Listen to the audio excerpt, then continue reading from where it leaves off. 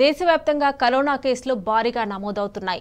అటు తెలంగాణలోనూ కోవిడ్ కేసుల సంఖ్య రోజురోజుకు పెరుగుతోంది. కోవిడ్ మళ్లీ విజృంభిస్తూ ఉండడంతో ప్రజలంతా జాగ్రత్తగా ఉండాలన్నారు Gandhi hospital superintendent Rajarao. Covid టైంలో ఎలాంటి జాగ్రత్తలు పాటించారో, అలాగే ఇప్పుడు సోషల్ డిస్టెన్స్, మాస్క్ తప్పనిసరి అని అన్నారు. పోస్ట్ కోవిడ్ టైంలో సమస్యలు ఉన్నవారు మరింత జాగ్రత్తగా ఉండాలంటున్న డాక్టర్ రాజారావుతో మా ప్రతినిధి Vamsikrishna face to face. Covid మరోసారి విస్తరిస్తూ ఉంది. ఇప్పటికే పలు రాష్ట్రాల్లో భారీగా కేసులు నమోదవుతున్నాయి. అటు తెలంగాణ రాష్ట్రంలో కూడా పలు చోట్ల కేసులు నమోదవుతున్నటువంటి పరిస్థితి మనం చూస్తున్నాము. ప్రధానంగా హైదరాబాద్లో కేసెస్ సంఖ్య కూడా దాదాపుగా 50కి పైగా ఉన్నటువంటి పరిస్థితి కూడా మనం చూస్తూ ఉన్నాం.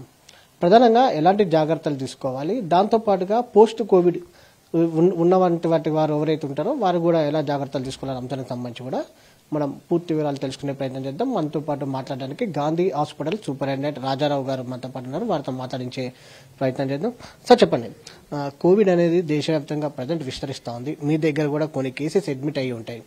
వారి కండిషన్ ఎలా ఉందంటారు, సిమ్టమ్స్ ఎలా ఉన్నాయంటారు? బేసిక్గా ఇప్పుడున్న తరుణం చూస్తుంటే మనకి కేసులు దేశవ్యాప్తంగా పెరుగుతున్నాయి. సో మన దగ్గర కూడా ఇన్ఫ్లుయెంజా లైక్ ఇల్నెస్ కానివ్వండి, సారీ కేసులు ఎక్కువ ఉండటం వల్ల మనం టెస్టింగ్ కూడా పెంచాము. ఆర్టీపీసీఆర్ టెస్టులు చేస్తున్నాము. ఇప్పుడు ప్రజెంట్ గా మన దగ్గర ఈ sorry cases, severe acute respiratory illnesses cases ఉన్నాయి. అవి వాటందరూ కూడా ఆర్టీపీసీఆర్ చేశాము. కానీ సారీ కేసులో ఆర్టీపీసీఆర్ కానీ ఇన్ఫ్లుయెంజా లైక్ ఇల్నెస్ లో కానీ అంత పాజిటివిటీ రేట్ అయితే ఎక్కువగా లేదు.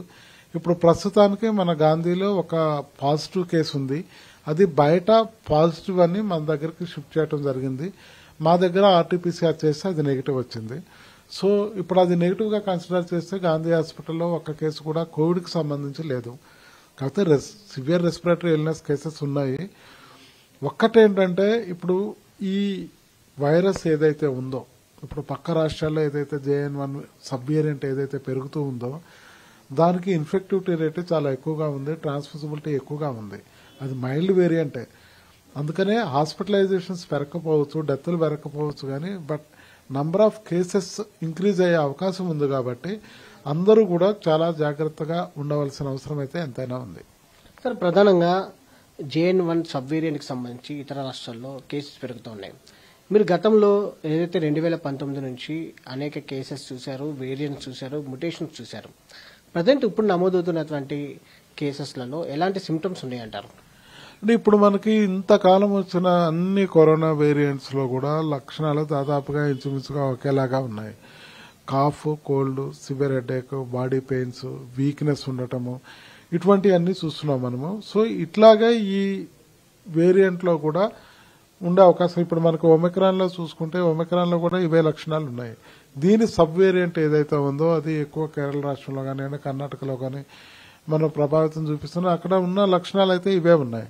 అయితే ఇప్పుడు వస్తున్న రెస్పిరేటరీ ఇల్నెస్ చాలా మందిలో ఈ లాంగివిటీ ఎక్కువగా ఉంటుంది. అంటే యూజువల్ గా any viral illness, respiratory viral influenza కానివ్వండి, ఇవన్నీ కూడా విత్ ఇన్ 1 వీక్ అవి సెల్ఫ్ లిమిటింగ్, వాటంతా అవి తక్కువైపోతాయి.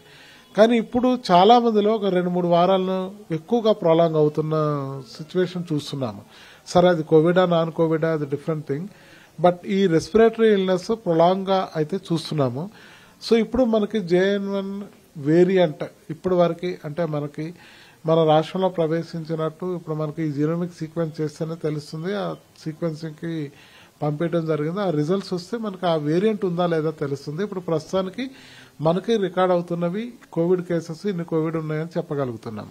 సార్, దాంతో పాటుగా ప్రధానంగా హాస్పిటలైజేషన్ ఎలా ఉందంటారు? కొంత అనుమానాలు ఉన్నాయి. గతంలో మనం చూసాము 20 రోజులు, 14 రోజులు, 9 రోజులు, 7 రోజులు, 5 రోజులు ఐసోలేషన్, గతంలో ఉన్నటువంటి వేరియంట్స్ కి సంబంధించి కావచ్చు, మ్యుటేషన్స్ కి సంబంధించి. ప్రజెంట్ ఈ JN1 కి సంబంధించి కావచ్చు, ఇతర కేసులు నమోదవుతున్నటువంటి నేపథ్యంలో ప్రజెంట్ ఐసోలేషన్ టైం ఎలా ఉందంటారు? అంటే ఇప్పుడు మనకు JN1 వేరియంట్ ఇది అని చెప్పడానికి ఒక కేసు కూడా లేదు. అంటే ఇప్పుడు అటువంటి వేరియంట్ నేను ఇంతవరకు చూడలేదు. సో ఇప్పుడు మన దగ్గర కోవిడ్ కేసులు కూడా లేవు. కాకపోతే ఈ పాండమిక్ తర్వాత మనకి ఈ డిసీజ్ అనేది ఎండమిక్ అయిపోయి వారానికి ఒక 2-3 కేసులు వస్తూ ఉండేవి.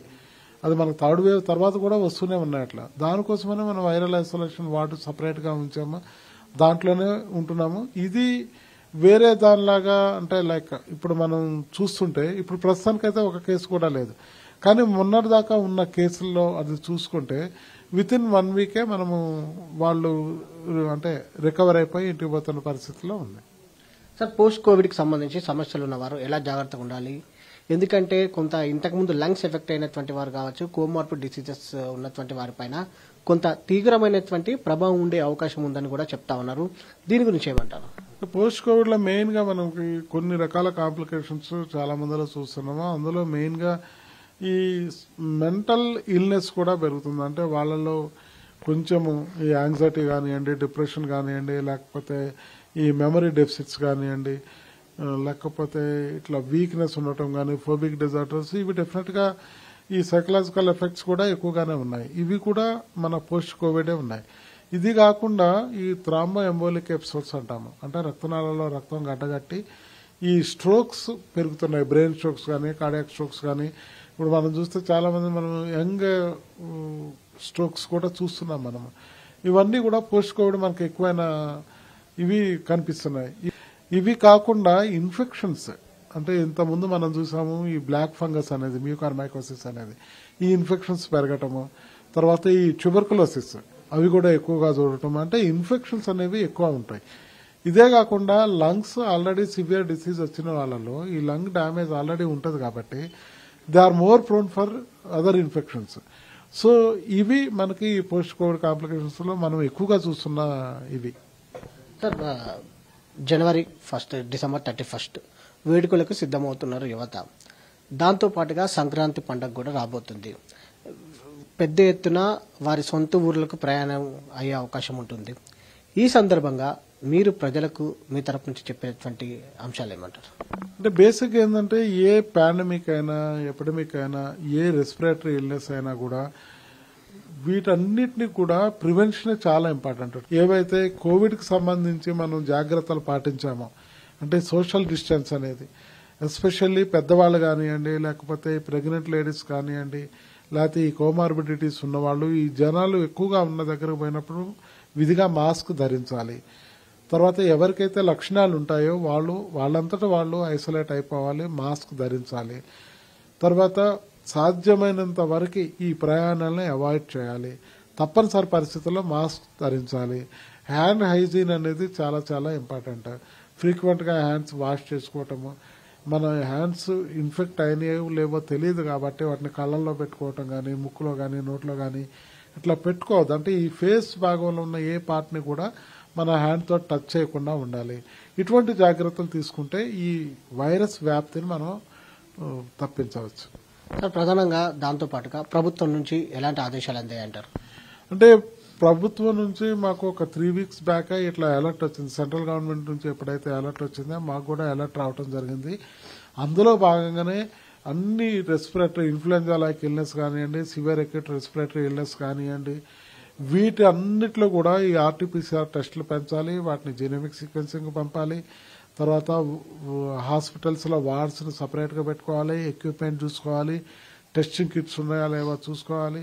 తర్వాత పీపీ కిట్స్ ఇవన్నీ కూడా ఉన్నాయా లేవా అని చూసుకోవాలి. ఇప్పటికే హెల్త్ మినిస్టర్ గారు మా అందరితోటి 2 times రివ్యూ చేసి ఒక ఈచ్ టైమ్ 2 to 3 hours మాట్లాడటం జరిగింది. ద సివియారిటీ ఆఫ్ ద ఇది కానివ్వండి, మేము తీసుకోవాల్సిన జాగ్రత్తలు కానీ ఇవన్నీ కూడా మాకు చెప్పడం జరిగింది. ఆ రకంగానే ఫాలో అవుతున్నాము. So we are taking every care. ఇది మొత్తం మీద కోవిడ్ కి సంబంధించి అందరూ అప్రమత్తంగా ఉండాల్సిన అవసరం ఉంది. తగిన జాగ్రత్తలు తీసుకోవాల్సినటువంటి అవసరం ఎంతైనా ఉందని కూడా చెప్తా ఉన్నారు. మరోపక్క డిసెంబర్ 31 కావచ్చు, దాంతో పాటుగా సంక్రాంతి పండుగ కూడా రాబోతున్నటువంటి నేపథ్యంలో జాగ్రత్తగా ఉండాలని కూడా సూచిస్తా ఉన్నారు. ప్రజెంట్ గాంధీ ఆసుపత్రిలో ఒకరు అడ్మిట్ అయినట్టు కూడా చెప్తా ఉన్నారు. ప్రజలు జాగ్రత్తలు పాటిస్తే కోవిడ్ నుంచి దూరంగా ఉండొచ్చని కూడా సూచిస్తా ఉన్నారు. వీడియో జర్నలిస్ట్ వెంకట్తో వంశీకృష్ణ, టీ న్యూస్, హైదరాబాద్.